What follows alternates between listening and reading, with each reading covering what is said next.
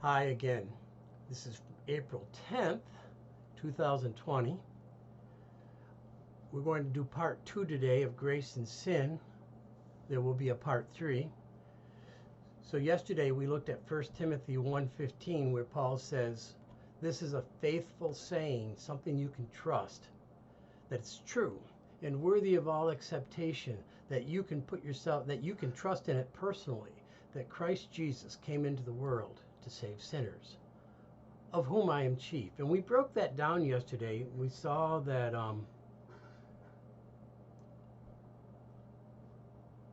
it was essential to see yourself as a sinner if you're going to walk in grace and love or live in grace and walk in love. And I wondered, how could Paul see himself as the chief of sinners? I mean, the moral, righteous, religious Paul saw himself as the chief. The word chief is the word protos, meaning prototype. The example, the if you want to see what a sinner really looks like, he says, "Look at me." And I mean, we tend to think of Hitler and mass murderers and philanderers and drunks and the drug addicts and or something like that. A violent gang member as chief of sinners. And so I wondered, how did Paul see himself as chief of sinners? How is it possible that I could see myself as chief of sinners? I'm not a Hitler. Well, I think the answer is real simple. Paul was really close to Jesus. He was close to the one who is the light. He's not just someone who revealed a light, but light existed in Jesus Christ. He is the source of life, of light. Jesus said, "I am the light of the world." Without Jesus, there's no light. And I think that includes all kinds of light. We won't get into that. But I think that's physical light, understanding light, spiritual light. And the brighter the light, the more dirt you see. I'll say that again. The brighter the light, the more dirt you see. The closer you get to the light, the more dirt you will see in yourself. When I was a house painter and I painted houses for people, especially inside rooms, if I wanted to do a great job, I would bring in a very bright spotlight, 1,000 watts, dazzling, and I'd shine it on a wall and every little blemish could be seen.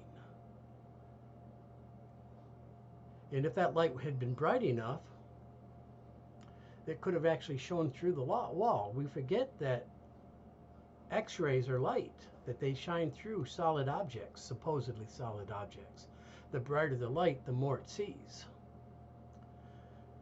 So God's light can reveal the sin that is inside of us, not just on our surface, which is what we tend to look at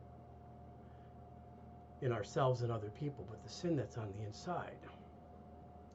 And so the Apostle Paul was constantly moving closer to the light. He couldn't get close enough.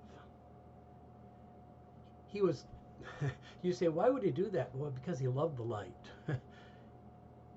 He didn't hate the light, he loved the light. He didn't love darkness, he loved light.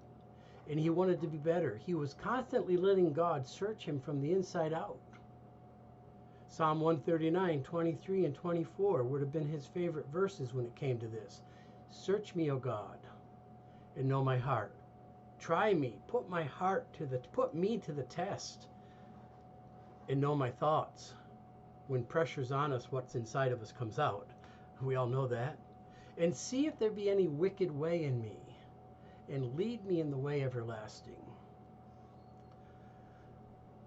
Paul got close to the light, and he even asked for more light. The closer you get to the light, the more dirt you will see, and the more you will agree with the Apostle Paul that I am the chief of sinners. And this agreement leads to graciousness for a believer. It leads to loving actions to those around us. When I see believers, people claiming to know Jesus Christ, who don't see themselves as the chief of sinners, I see people who I know are not very close to the light. That is not a judgment, it's a fact. I've known Christians who said, I can't stand worm theology, who all they can see is what's wrong with other people, that other people are the chief of sinners. I challenge you today to get close to the light and see yourself as you really are without Jesus Christ. Thank you. Amen.